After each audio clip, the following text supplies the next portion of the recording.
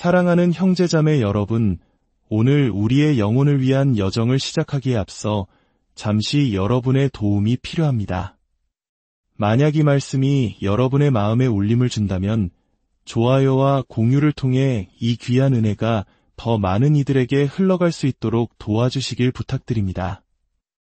여러분의 구독은 저희가 이 귀한 사역을 계속 이어나가는 데 큰 힘이 됩니다.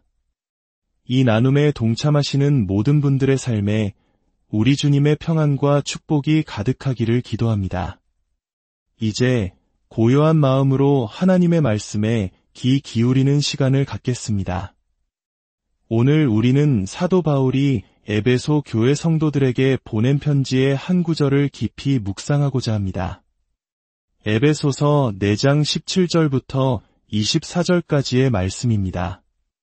그러므로 내가 이것을 말하며 주 안에서 증언하노니 이제부터 너희는 이방인이 그 마음에 허망한 것으로 행함같이 행하지 말라.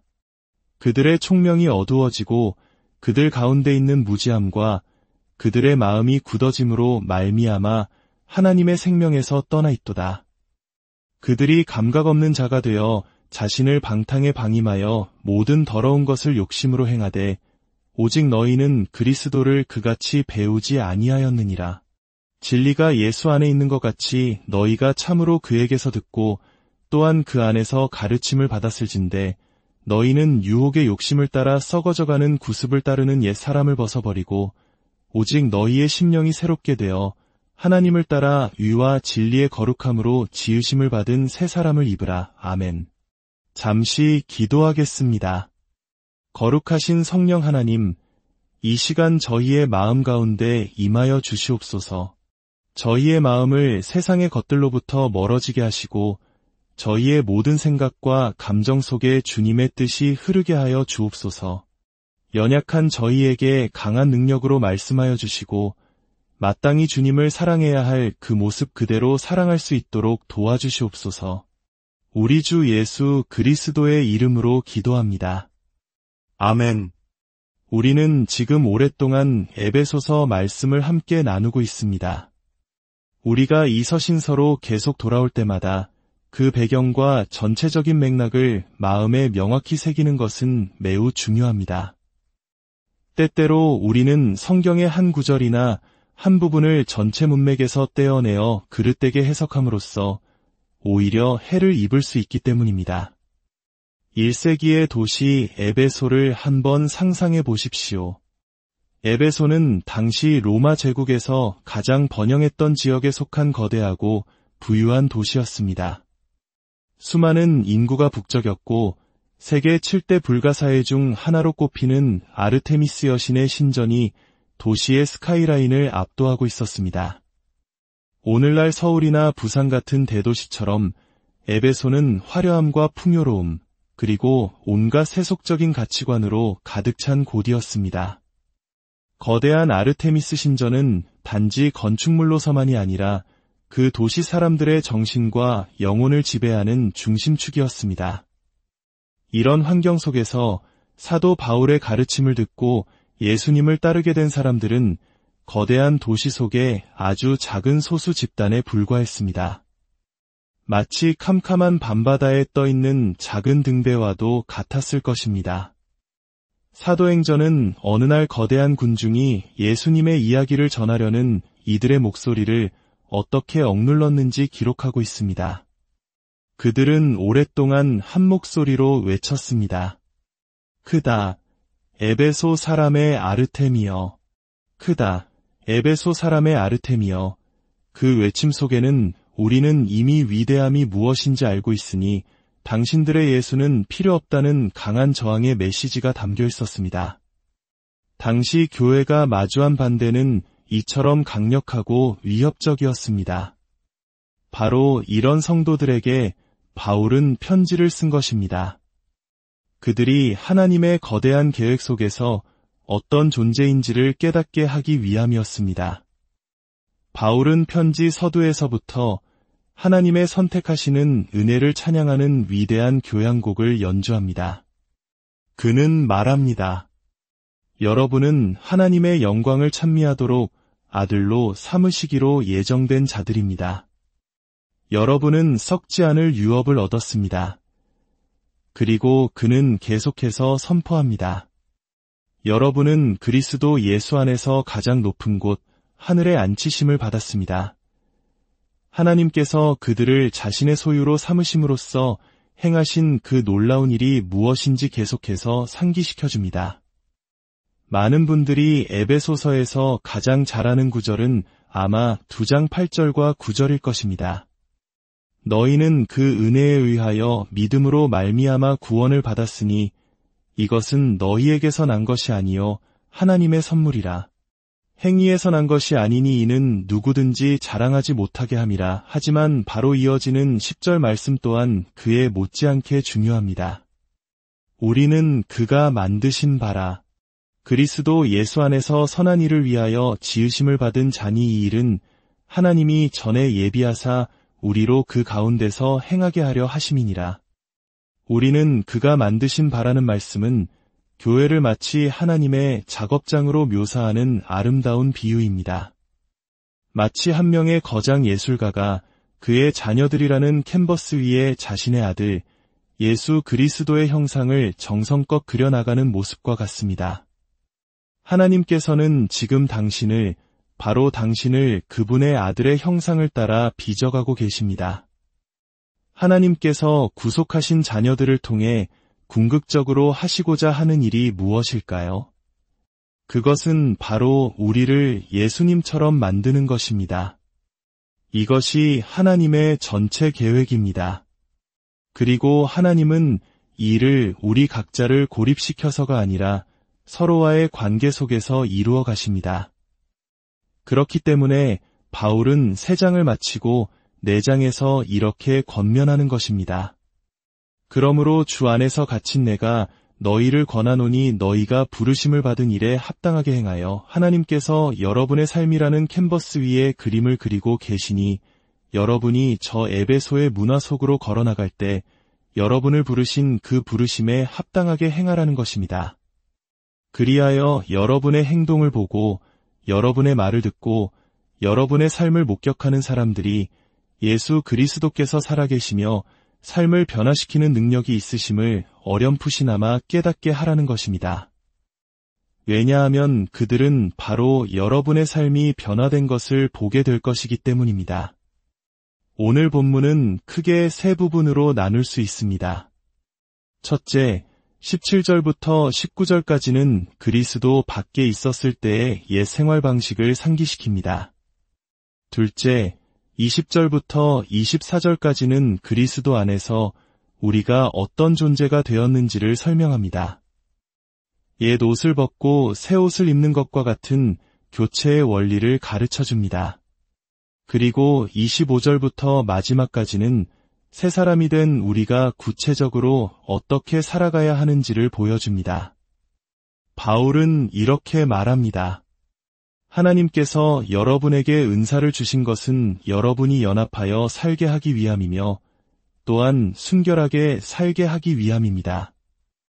그는 그리스도인의 삶의 방식과 아직 그리스도 밖에 있는 자들의 삶의 방식 사이에 얼마나 거대한 차이가 있는지를 아주 명확하게 보여주고 있습니다. 에베소서 2장 4대 5절은 우리에게 중요한 사실을 다시 일깨워줍니다. 긍휼이 풍성하신 하나님이 우리를 사랑하신 그 큰 사랑을 인하여 허물로 죽은 우리를 그리스도와 함께 살리셨고 그분은 우리를 그리스도와 함께 살리셨습니다. 다시 말해 우리를 거듭나게 하셨습니다. 이것은 절대적으로 필요한 일이었습니다. 왜냐하면 우리는 죽어 있었기 때문입니다. 이것은 세상이 인간을 바라보는 관점과는 완전히 다릅니다. 세상은 우리에게 당신은 아픈 겁니다. 혹은 기능장애가 있을 뿐입니다라고 말할지 모릅니다. 물론 우리가 아플 수도 있고 기능장애가 있을 수도 있습니다. 하지만 진짜 문제는 내가 죄인이며 영적으로 죽어 있다는 사실입니다. 그리스도 밖에서 나는 살아 움직이는 시체, 워킹데드와 같습니다. 문제는 내가 죽었다는 사실조차 모른다는 것입니다. 그래서 우리에게는 성경이 필요합니다. 성경은 듣기 거북할지라도 우리 자신에 대한 진실을 말해줍니다. 그래야만 비로소 우리는 다시 살아나게 된 것이 얼마나 놀라운 기적인지를 깨달을 수 있기 때문입니다. 하나님께서 여러분을 살리셨습니다. 만일 그분이 여러분을 살리셨다면 그 새로운 생명은 여러분의 생활 방식에서 반드시 드러나야 합니다. 만일 여러분이 이제 하나님의 아들과 딸이라는 신분을 가졌다면 그 신분에 걸맞은 기준이 따라옵니다. 만일 여러분이 주 예수 그리스도를 믿는다고 고백한다면 여러분의 믿음이 진짜라는 것을 증명하는 행동이 뒤따라야 합니다. 새로운 생명은 새로운 생활 방식을 낳습니다. 새로운 신분은 새로운 기준을 요구합니다. 믿음은 행동으로 나타납니다. 만일 그 기준이 존재하지 않고 그 행동이 보이지 않고 그 새로운 생활 방식이 없다면 우리는 스스로에게 질문해야 합니다. 나에게 정말 새로운 생명이 있는 것일까? 나는 정말 하나님의 자녀라는 신분을 가졌는가? 나는 그저 머리로만 믿고 있는 것은 아닐까? 바울은 말합니다. 내가 이것을 말하며 주 안에서 증언하노니 이것은 그저 바울 개인의 의견이 아닙니다. 주님 자신으로부터 온 권위 있는 경고입니다. 여러분, 이것이 얼마나 중요한 문제인지 반드시 깨달아야 합니다. 바울이 여기서 말하려는 것은 하나님의 자녀처럼 살려고 노력함으로써 스스로 하나님의 자녀가 될 수 있다는 뜻이 결코 아닙니다. 그것은 순서가 바뀐 것입니다. 오히려 우리는 이미 하나님의 은혜로 그분의 가족이 되었기에 이제 그 신분에 걸맞게 되어가야 한다는 것입니다. 우리가 잘 아는 찬송가 나 같은 죄인 살리신을 떠올려 보십시오. 이 찬송을 쓴 존 뉴턴은 한때 노예 상인이었고 방탕한 삶을 살던 사람이었습니다. 그러나 칠흑 같은 폭풍 속에서 죽음의 공포에 직면했을 때 어린 시절 어머니가 들려주셨던 하나님의 말씀이 그의 영혼을 깨웠습니다. 그는 하나님의 사랑에 붙들린다는 것이 무엇인지를 깨닫고 이렇게 노래했습니다. 나 같은 죄인 살리신 주 은혜 놀라워. 잃었던 생명 찾았고 광명을 얻었네. 바울이 여기서 묘사하는 것이 바로 이것입니다. 이것은 단순히 종교적인 취향을 바꾸거나 새로운 생활 규칙을 받아들이는 정도의 변화가 아닙니다. 이것은 그리스도의 능력으로 인한 근본적인 변화, 전 인격적인 변화입니다. 그렇다면 그리스도인이 된다는 것은 과연 무엇을 의미할까요? 베드로는 너희가 주의 인자하심을 맛보았으면 그리하라고 말합니다. 주의 인자하심을 맛보았다는 것은 그리스도를 인격적으로 경험하고 영접했다는 뜻입니다. 목마르고 굶주리지 않으면 결코 주님께 나아와 그분을 맛볼 수 없습니다. 목마름 없이 교회에 와서 말씀을 듣는 것은 그저 흥미롭네, 지루하네 정도의 감상으로 끝날 수 있습니다. 그러나 영혼의 갈증을 가지고 나아와 생명수를 발견할 때 우리는 그분을 맛보게 되고 변화를 경험하게 됩니다. 또한 그리스도인이 된다는 것은 이 악한 세대로부터 구출되었다는 것을 의미합니다. 바울은 항상 복음을 아담과 연결하여 설명합니다. 첫사람 아담 안에서 모든 사람이 죽은 것 같이 둘째 아담이신 그리스도 안에서 모든 사람이 삶을 얻게 됩니다. 아담의 죄로 인해 이 세상에 분열과 소외, 혼돈과 죽음이 들어왔습니다. 이 모든 것을 어떻게 되돌릴 수 있을까요? 우리에게는 둘째 아담이 필요했습니다. 첫 아담이 실패했던 일, 즉 하나님을 사랑하고 섬기며 순종하는 일을 온전히 이루시고 그가 저지른 모든 일을 되돌리실 분이 필요했습니다. 그분이 바로 예수 그리스도이십니다. 만약 오늘 여러분이 교회 멤버십 인터뷰를 하면서 어떻게 그리스도인이 되셨습니까?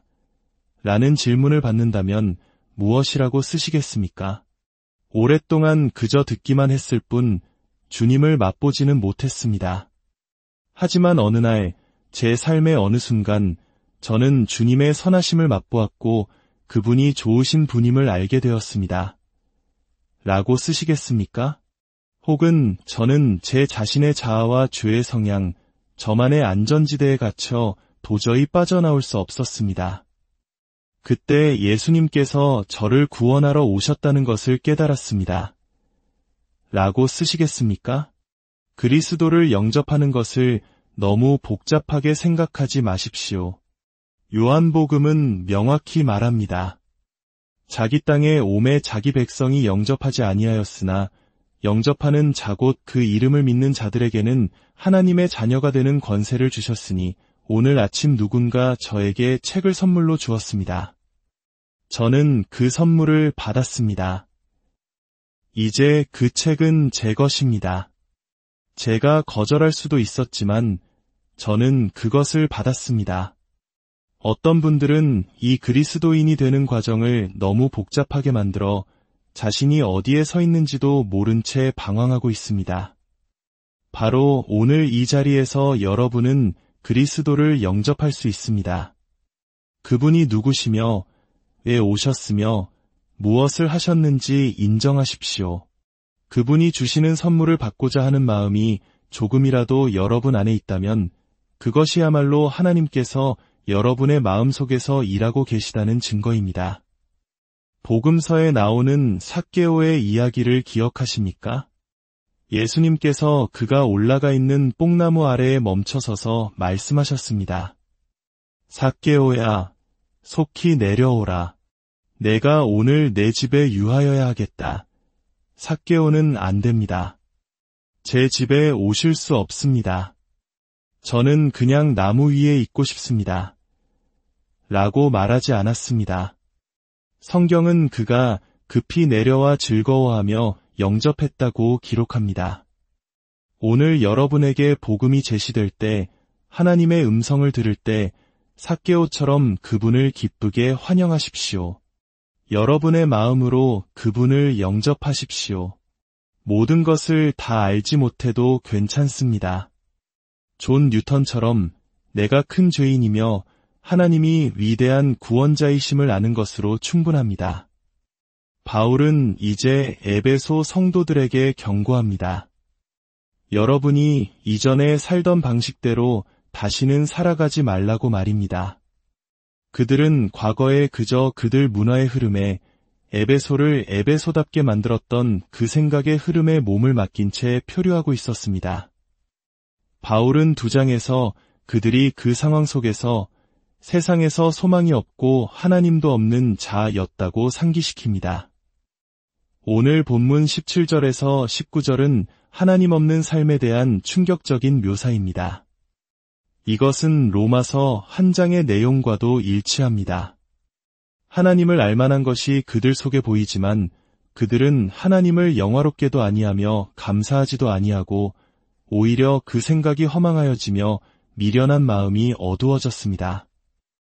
지혜 있다 하나 어리석게 되어 썩어지지 아니하는 하나님의 영광을 썩어질 사람과 새와 짐승과 기어다니는 동물 모양의 우상으로 바꾸었습니다.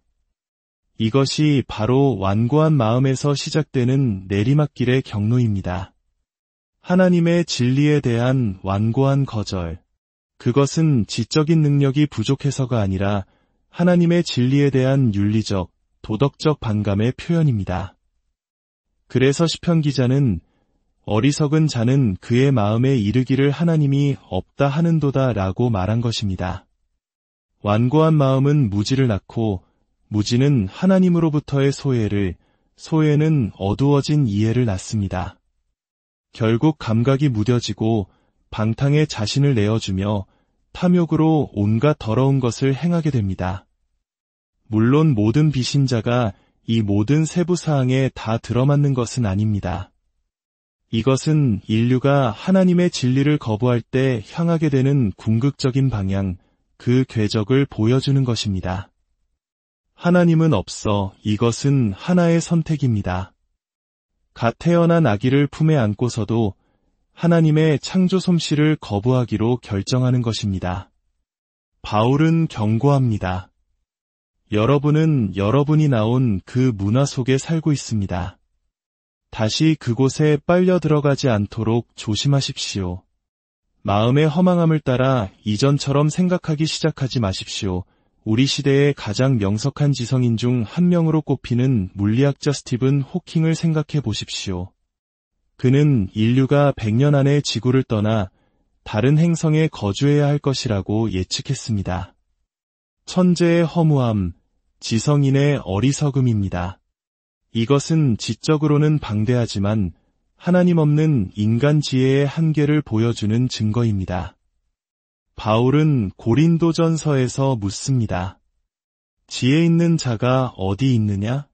선비가 어디 있느냐? 이 세대의 변론가가 어디 있느냐? 하나님께서 이 세상의 지혜를 미련하게 하신 것이 아니냐?